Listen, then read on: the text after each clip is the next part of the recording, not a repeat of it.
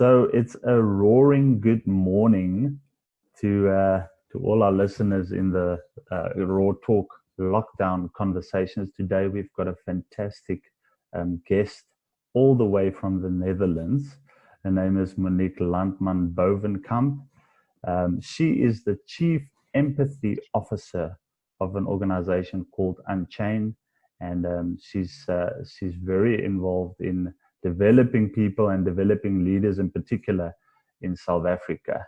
She is currently the official empathy officer of the and partner of the PGA of South Africa, which is the Professional Golf Association. Monique, it's an absolute honor to have you on the show today. Welcome. Well, thank you, Freddy. It's lovely to be here, and I always tell how we met at the Nedbank Golf Challenge. Yeah, it was just to all the listeners out there. Myself and Monique, we were standing right next to each other, getting a burger, and we started chatting, and we learned that both of us have a massive passion for developing people, and we want to get into that a little bit today and chat about how she approaches developing people, and the way forward for us as individuals and as leaders, in particular in the business field. So, Monique, just tell us a little bit about Unchain. I know there's a story about Unchain. How did it start? How did you get going? I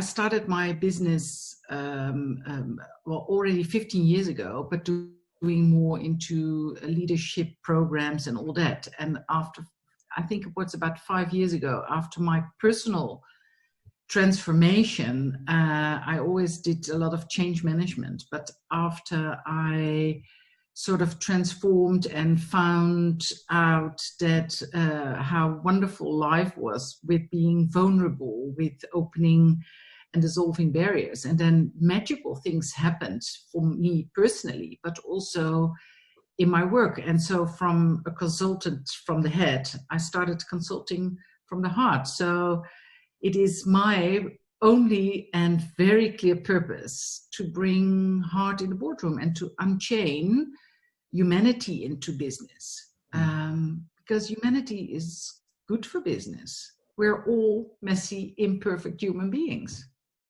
Sure. I like that. We're going to have an amazing conversation today about that. And just maybe to add on to that, I think the time for being real in the boardroom and looking at society from a human perspective, and our businesses from a human perspective, there's never been a more important time than the time that we find ourselves in now. Monique, quick question. How has lockdown been in the Netherlands comparing to South Africa? Oh, yeah, shame. Well, I was in Cape Town running in the morning when I got the message that South Africa was going into lockdown. Already the Netherlands was in lockdown. So I had 40 minutes to leave the country, and I packed and I left my rental place and I was on my way to the airport. By the time I arrived on Monday in the Netherlands, the lockdown was announced by your president, and I found myself suddenly at home, totally disrupted from all my clients and all the work that I've planned.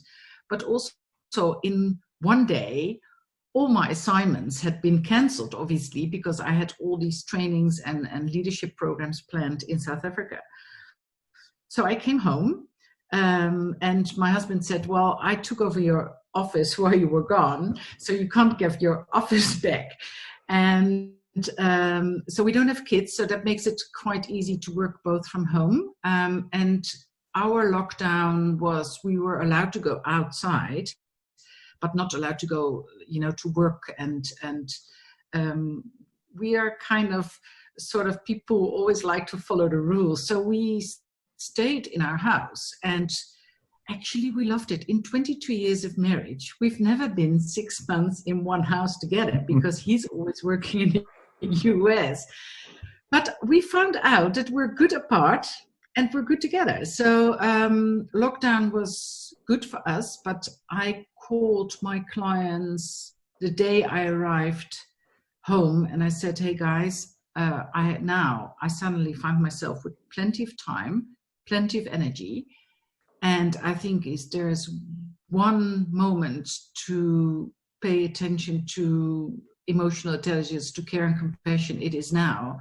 So I'm going to help you bring heart to the boardroom. And I know you can't pay me. I don't have any budget. So I offered abundantly and unconditionally my help. So I must say my lockdown, I've never worked so hard for about 12 hours a day.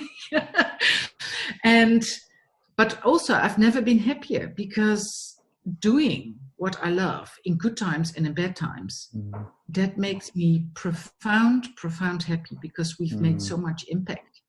Yeah, sure. So lockdown will be, for me, going into the history books as the absolute proof that empathy and compassion are magical, impactful, and businesses can actually thrive from a crisis with that type of leadership, that type of corporate cultures. Sure. Yeah, I love that. Definitely needed in society. So in general, how do you think the lockdown affected leaders? Because you being in a position where you work a lot with top leaders in organizations, what was that shock or that transition like for these leaders? What did you see happening to these top leaders in these structures? Oh, it was very interesting. I think for me, it was sort of anthropological research field, just observing and exploring, not only within my clients, but also in society and what happens all over the world in a crisis. I could really clearly separate two things. You got leaders and you got managers. You got corporate cultures that are about controlling, about keeping it safe, playing it safe, risk evasive. And in that crisis, the behavior becomes worse. So they were under pressure. So they start doing more control, more rules. They immediately starting retrenching people without even really looking into it. Is that the last resort? The other type of leaders, and I think those I like to call real leaders, were the ones that really embraced, or even when I offered them my help, those guys, most guys, they said to me, we could really use your help. And even with that question, that told me that these are people that really care. So they want to learn, and they felt that it's time.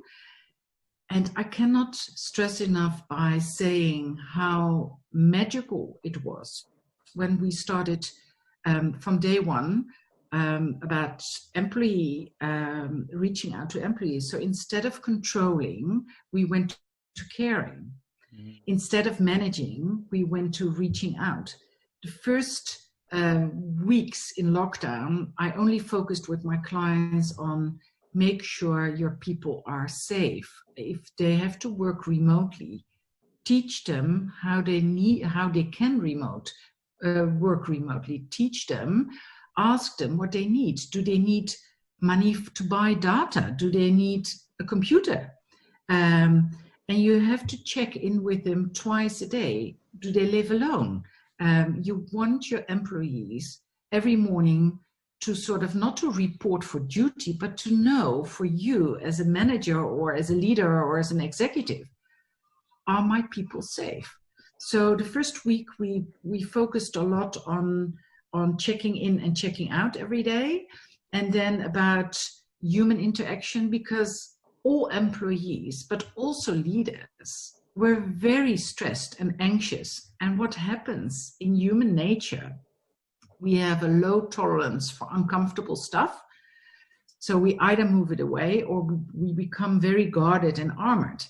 But that is such a driver of a barrier. and at the same time, your customers need you more than ever. So if you want your employees to give the best of their ability to your customers, not selling them stuff, but building loyalty with reaching out, you have to start with your employees first. So I set up in several companies a system for how do you do Zoom meetings with your team? How do you build a connection? How do you know if people are safe? What kind of questions you ask, but also how do you make fun? And how do you deal with mistakes and failures? Because obviously under pressure, you have to stop control and you have to start with care first. And being understanding and compassionate about how am my people doing. And that was the first week I only focused, or first weeks actually. And you know what, some people sent me text like 10 days. They said, you created more of a team with us in lockdown than we were before lockdown. Because now they asked questions to each other. Suddenly they found out if they have a partner, if they have a family, where do they live. It started like simple things like that they didn't know. And then it was about how does sort of a lockdown diary. I created a platform where people could share their lockdown feelings. And that opened up. And then those leaders, I showed them, or I guided them, or I showed them a path that they could walk, where they could even unchain better performances, resilience, being okay, with comfortable stuff, but also with uncomfortable stuff. And that was amazing. But you could also see the companies that are more about control and playing it safe, they went into the mode of more control, more rules, task orientated. And if you take it in a long-term situation, if you build loyalty in a crisis with your team, automatically and ultimately you build loyalty with your customers. And that is the one thing that after a crisis, people will always remember how you made them feel as a company. And that will help you to rebuild your business. And it is wonderful. I've noticed that just by a lot of leaders have the heart and have the compassion, but they simply did not have tools. What kind of questions do I ask? How do they think, they question themselves? Do they think I'm weak when I'm being caring? And I always like to say, like, emotional intelligence is intelligence called for a reason, because it's knowledge. If you know that half of your team do well under stress and the other half not, then you know which team you have to pick going into a stressful situation. And so by giving super simple examples, every morning I would have had at least 3 or 4 coaching sessions with my leaders that I totally sort of mentored. And then we look over, okay, what do you plan for today? What are your ambitions? Okay, here's an opportunity. Have you tried this one? And then they would do it. And then they would they saw how much impact it made, and they automatically wanted to do more. And after 3, 4, 5 weeks, they really started to enjoy, and the customers noticed. I got even emails from people saying, what have you done to the guy? I don't recognize him anymore. It's amazing. So yeah, every night I would go to bed very tired, but my husband said, you've never been happier. I said, well, finally people understand what I do, why it is so wonderful. But I'm only here to show the path, and others, they have to walk it. But I've noticed that the practical it's small things. It's not about creating a 40-page human strategy. No, it's about, okay, maybe it's time that you start asking different questions in your boardroom. Okay, ask different questions in your team. Maybe change the tone of voice in your email. Maybe do at the end of the week, ask your team, what are they proud of this week? Things like that. Very small, very practical.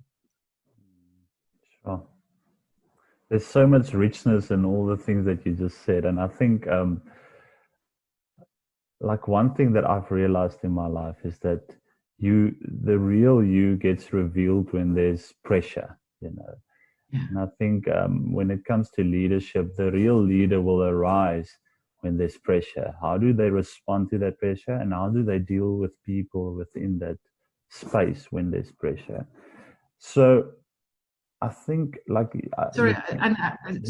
sorry, one thing to add, but you know what is the most powerful instrument in a crisis for a leader? That's vulnerability. Absolutely. Sharing. Yes. We've had the most impact when managers or even myself, when I shared about, you know, so you got those people who are getting very healthy and thin in lockdown, while I was the other, you know, so I said, well, funny enough, being open about what's really bothering you or stressing you out, and even sharing with a team about your vulnerability, about what is, as a leader, your field, your ecosystem, what pressure are you on? You know what happened? That automatically the team felt the loyalty to the manager or to the leader or to the exec, and they started to helping him with his challenges. And suddenly, over time, I think it only took about 2 weeks, the whole team felt that they had a shared goal. Because now suddenly they all thought, you know, we have to look after our customers. We have to look after our members. So suddenly they were connected as a team with one shared urgency and a shared goal. And all because the leader shared within his team, hey guys, I'm under a lot of pressure. You know, my members, my colleagues, my teammates, my board members, my stakeholders, my shareholders, I've heard it all. Sure. And by sharing that with the team became a sort of a coalition to help him. And then they sort of found each other. Sure, that is amazing, yeah. Vulnerability. To all the listeners out there, I think there's one lady in particular that you can go and listen to when she speaks about the topic of vulnerability, and that's Brené Brown. We've also had a discussion with regards to her, and I think, like you say, I think the vulnerability in leadership is there's so much room for it, because it helps people to relate to each other, because and especially to the leaders. So all the leaders out there, vulnerability is not a negative thing, it's actually a positive thing. So use it within your leadership structures. Monique, I think you touched on something that I want to go into, the emotional intelligence part of it. I think you speak a lot about empathy, and I know empathy is at the top of your priority list. Is emotional intelligence something that a leader can develop? And then would you say that empathy is a byproduct of being developed in the emotional intelligence space? Well, I think emotional intelligence have about 4 or 5 drivers, and that starts with self-awareness, which is the most important. Getting to know yourself, become so intimate with yourself, what trigger things off in you, what makes you tick, what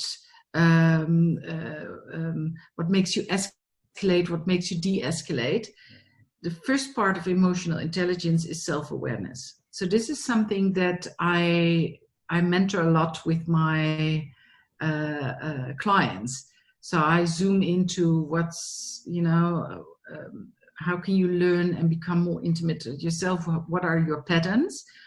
The other thing is self-regulation, because if you know yourself, you can better regulate your responses. So every leader knows this feeling when you had a team meeting and they had to present something to the board or to a client, or pitch a new product, and they screw up, which happens because, we're all messy, imperfect human beings.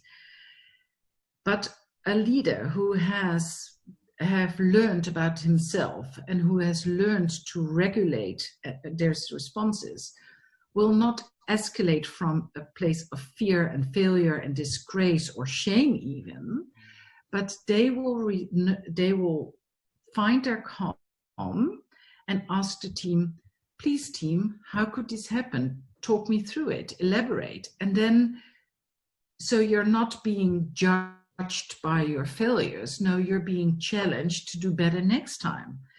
And from self-regulation, you go into compassion and empathy, because if you are intimate with yourself, you know how it is to stand in your own shoes. You know what it is to stand in somebody else's shoes. And it's a very equal relationship, because you cannot stand in somebody else's shoes if you've never experienced frustration, irritation, disappointment, failure. We all have imposter syndrome from time to time, the fear of making mistakes. But if somebody you're dealing with, somebody in your team or your colleague, or even your biggest shareholder who you're afraid of, the more intimate you are with yourself and being able to connect to somebody else, the lesser afraid you become of other people. Because now, if somebody acts from a place of anger or hurt, you actually have to go into yourself and think like, okay, but do I recognize this feeling? Oh, probably he's responding from a place of hurt himself. And it doesn't make you weak or soft. It makes you a better leader, because now you understand where it's come from. So from empathy, you also need social skill, because now if you have all these feelings and you know yourself and you control yourself and you can have compassion, but it's all of no use if you don't have the social skills to communicate like that. And so that is I think the fourth pillar of emotional intelligence, is to find ways to show empathy. And it's not, some people are not good with words, but there are more ways to show. Sometimes you have to do it in actions, because actions speak louder than words. Sometimes it's about, even in relationship, there are 5 ways to show love. It's with touch, it's with words, with gifts. But most importantly, it's about the willingness to spend your invaluable time by zooming into somebody else's needs. And that doesn't cost you anything, and it's free, and that is opening hearts, and that is dissolving barriers. And the more we see now, companies are becoming global and cross-cultural, but also leaders have to become change agents, because the rapid change behavior from our customers, societal changes. So leaders who used to run a company with a very slow pace of innovation now suddenly have to constantly adapt. And moving your team forward, moving your team into the right direction, making them less afraid to try out new things, about innovation.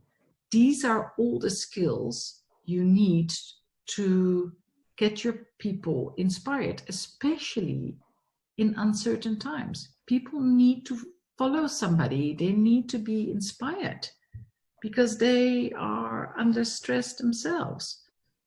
And to your first question, can you learn?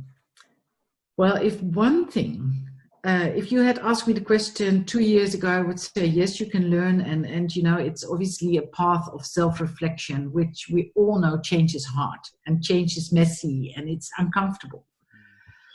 But what I've seen in the last 5 months, and I was very fortunate to work with people who really were so open and receptive for this change, it starts with asking feedback to your people. How can I help you? What do you think of me? So it starts with knowing if your people are afraid. And one of the beautiful examples I use in my keynotes, it's about a leader on Wall Street. And he found out that his team was so afraid of him that they were afraid to share about mistakes. They even hide figures, they even hide, you know, that is over time the result of being such a leader. So he found out that his people were afraid, and that really shocked him. And you know what he did to learn to read more? He started asking everyone feedback, which was difficult. He was not used to it, and the team was afraid to share. But he went on a trip to an Asian country where he did not speak any word of the language. And for 10 days, he spent in this country just looking at people, to read into people's body language, to read into being uncomfortable with not knowing what was going on with another person. And then he got back, and yeah, so you can learn. And once you are, I even had to learn, you know, I was being a perfectionist. I was always afraid of making mistakes. I was afraid of being rejected. I had all the messy stuff from 40, 50 years of, you know, patterns that I created, my own coping. And once I found out, starting very small, sharing with the dinner at friends, saying, but actually I feel lonely or I feel depressed, happened to me, I think about 6 years ago. And I saw that those friendships became actually better. And people thought, oh, thank God she's not an unhumane person. She's human. And then I started learning, and obviously I did a lot of meditation to tap into my feelings, and I did the works, and it was messy. But and I still do, you know, 10 days you're in balance and 9 days you're not.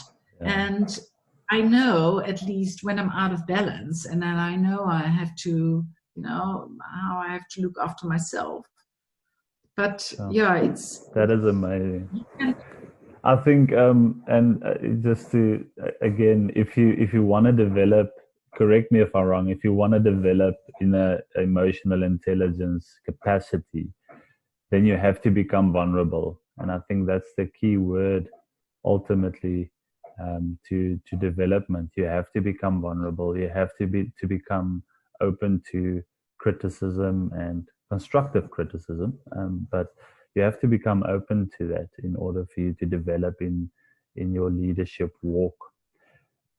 Last question. I think we need to do a series about the emotional intelligence part of it. I definitely love to. I think there's a lot to talk about, and I think in South Africa in particular, all of us needs to develop in that space, becoming emotionally aware about things around us. I heard there's actually a pastor, he said the other day, he said, in order for us to get to the place of having compassion for other people, we have to go to where the person is, and we have to see, and only then we have compassion for people. So in a leadership space, we have to go to our employees. We have to see the needs and the challenges that they have, and only then we can have empathy and compassion towards them. So there's a definite... Empathy. Hey? Sorry. No, go. No, I think that empathy and really compassion is about, it's such a vulnerable thing, because you have to look inside yourself to see if you can understand what other people's going through. And that makes it very equal. So it's not like I'm taking care of you or I know it better, or it is about seeing the perspective of another person. And to see that, you have to look inside yourself if you recognize that feeling of pain. And that's why it starts with self-awareness first. Sit with yourself. Don't drink the thing, eat the thing, work the thing away, but just sit with frustration, with anger. See what it's actually telling you. And obviously being very compassionate with yourself. So don't beat yourself up for being, feeling like that. But it is a sort of a kind self-awareness, but also self-compassion, that it's okay who you are. And once you understand that we're all, as I like to say, messy, imperfect, awkward, beautiful human beings, then we can understand why somebody else is also messy and awkward. And we become less judgmental. Absolutely. Absolutely. Now we'll discuss the dates and then we'll take it further in terms of the emotional intelligence. Last question for this lockdown conversation. What would you like the world and leaders in the world to learn out of this challenge that we have been part of? Well, if one thing has become very clear through COVID is that everything is connected. It started at a small food market in China, and it dominoed all the way to airlines being destroyed, countries being closed. Everything is connected: health, wealth, products, businesses. So it all felt like domino pieces. And I think if you use that same knowledge to rebuild and start more in a collaborative way with other companies, with looking at your customers as human beings by driving, your customers not only need digital convenience, we've seen that, we've become more and more digital, but they also need emotional convenience. So I think working together to improve a better world, like literally better health and driving vitality, and at the same time driving innovation on a more digital, because that's one thing that we also learned, that we are, I think 2020 will go into the history books as the most digital classroom in the world. But people have been hyperly connected through the last 6 months, but at the same time, never interaction. And I think combining that human interaction and unchaining humanity into business, that will recreate, and businesses will thrive from that. So yeah, I think humanity on all levels in businesses in connection with others. That is my wish for society right now. Awesome. No, like I said earlier, Monique, I think there's so much richness in what you have to share, and what you bring to the table in terms of the leadership space and humanity in general. We're going to have another conversation, and I'm looking forward to that. So I want to firstly just say that, yeah, you're a special human being. You're gonna make such a big difference in the years to come in many people's lives, and we are super excited to see the impact that you're going to have in people's lives. So thank you for your time today, and we look forward to the next one. Well, thank you for having me, and I'm happy to continue the conversation, and really looking forward. And as our first meeting, when you mentioned you're chief of dreams and I said I'm chief empathy officer, that connects us, and that dissolved right away barrier at the hamburger buffet on a golf day.